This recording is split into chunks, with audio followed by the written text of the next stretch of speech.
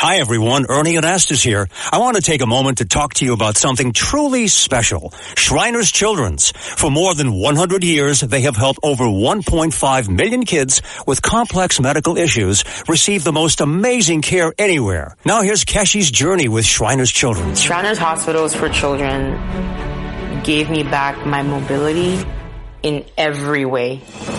I got here in a wheelchair, and 2 years into my treatment, I was ready to go back to school and finish high school. For the first time, Kechi was able to look up. And we take these things for granted, but he gave her hope.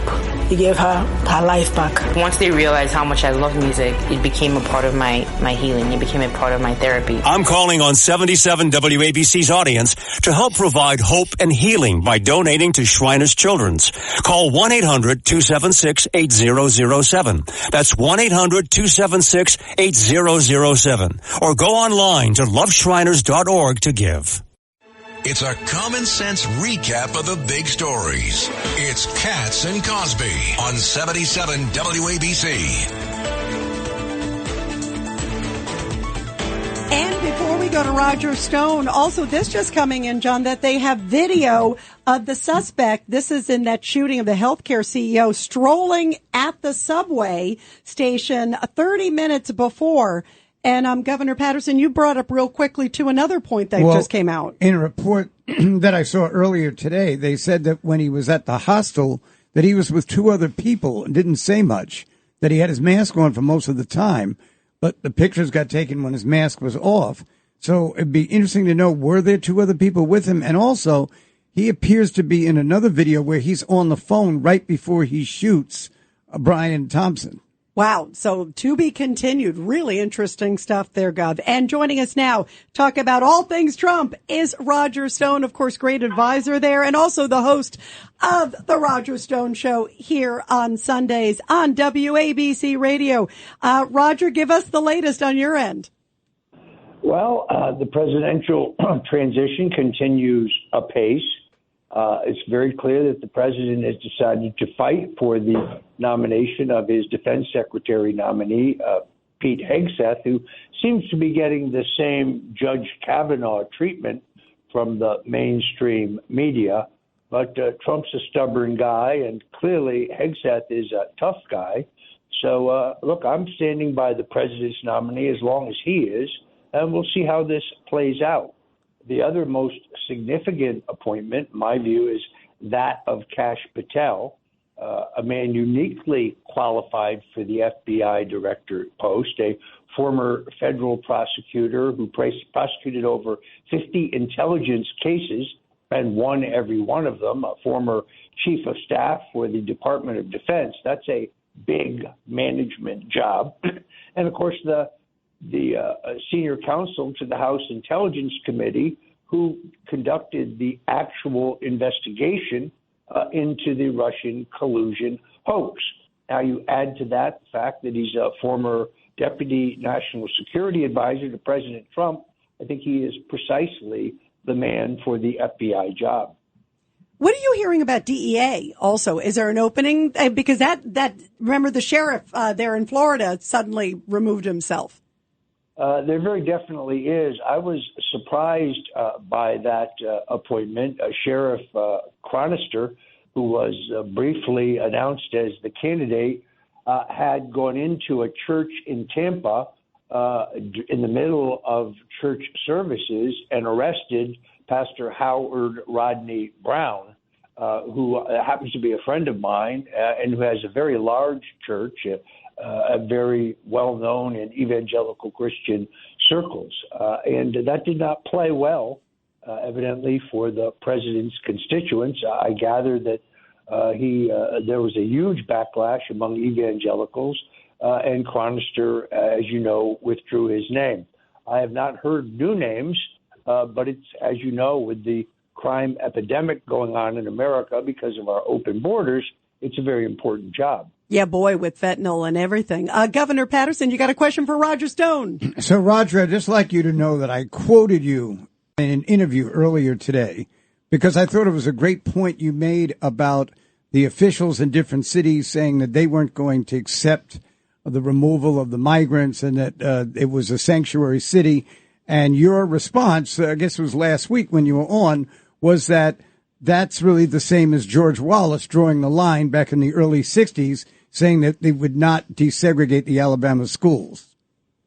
Yeah, I think that's exactly right. As you remember, Governor Well, Wallace. I thought you'd think it was right. You said it.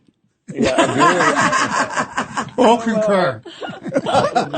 Governor Wallace, a virulent segregationist, stood in the schoolroom door, and President Eisenhower ordered, as you know, the National Guard to legally integrate the schools. I think this is very similar. If a Republican said that he wasn't going to honor a federal law in this area, I think they would be prosecuted. I thought it was interesting. Tom Homan said when the Denver mayor said he was ready to go to jail if necessary, Homan said, well, we have something in common. He's ready to go to jail, and under the law, and he cited the actual law, I'm ready to put him there. It was a great line. Yeah, it was the best. By the way, what did you think of the all this talk about preemptive pardons, Roger? Maybe a pardon for Fauci, maybe a pardon for Adam Schiff that the Biden administration might do. Yeah, what's your thoughts on that? Well, it's interesting. After the 2020 election, I kind of figured out that a case would be made legally that anyone, any American who had questioned the outcome of the 2020 election, that they would say that was a crime. I think under the First Amendment, it's not a crime. But at that time, I said President Trump should consider a blanket pardon for any Republican member of Congress, any Republican member of the Senate, any Republican member of his staff, any advocate on his behalf who questioned the outcome of the election, which I think is perfectly legal to do. Should get a pardon so that they would not be prosecuted. And, of course, we saw those exact prosecutions in Arizona and in Georgia. So I understand the thinking. On the other hand, if Liz Cheney and Adam Schiff and Zoe Lofgren and Jamie Raskin did nothing wrong in the January 6th investigation, why would they require a pardon? Yeah, it's a good point. And there's a lot of discussion about whether it happens. There's got to be the rule of law. And like we said before, that we got to find out what happened, who's guilty, who's not guilty. After if found guilty and they still think they deserve a pardon, then let the president decide. Yeah, absolutely. And by the way, what do you think is going to happen with all the January 6th cases? Because everyone's talking about President Trump is going to now look at them on a case-by-case basis, Roger. I think he has made it very clear that he intends to use executive clemency in those cases. He may make distinctions between people who were convicted of violent crimes.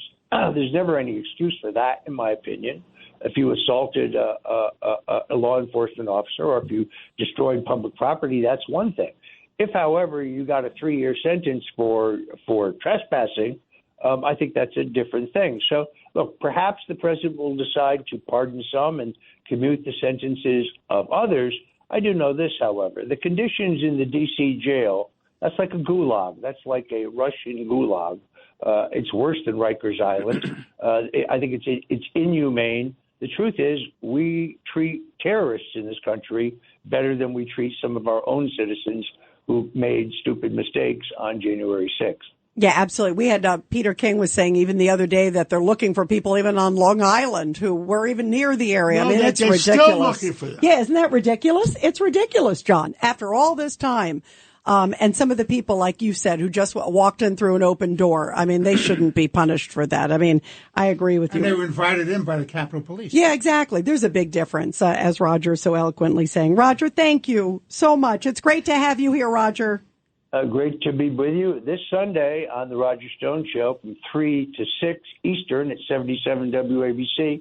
Patrick Bet-David from Valuetainment joins me. He's a big guest. It's going to be a great show. Oh, we can't wait. I always listen. And yeah, I look me forward too. On Sundays between 3 and 6 worldwide, 177 countries and 50 states. Awesome. Roger always has a great one. We'll be tuning in, Roger. Everybody else will be too, Roger. Thank you. Take advantage of the exclusive holiday offer at Panorama Optical. Enjoy 15% off prescription glasses. And with every $500 spent on glasses, receive a complimentary pair of frames. Absolutely free. Don't miss this limited time deal running until January 1st, 2025 for eyeglasses, contact lenses, and to put your life in focus. Visit 241 Broadway in Lynbrook, New York, or call Panorama Optical at 516-341-0297 to schedule your appointment today. 516-341-0297. Roger Stone here with an urgent warning. While we celebrate Trump's historic win, inflation continues to drain your IRA and 401k. And China is now targeting your money with a kill shot on the U.S. dollar. That's why thousands of Americans are shielding their savings with gold and contacting the experts at Colonial Metals Group. Gold has protected American wealth through every financial war. For a free 2024 gold guide that explains everything, go to freegoldguide.com/stone or call 800-747-6589. So go to freegoldguide.com/stone or call 800-747-6589. That's 800-747-6589 for a free 2024 gold guide to learn how you can protect your life's work, and if you qualify for a free home safe and up to $7,500 in free silver right now. That's freegoldguide.com/stone.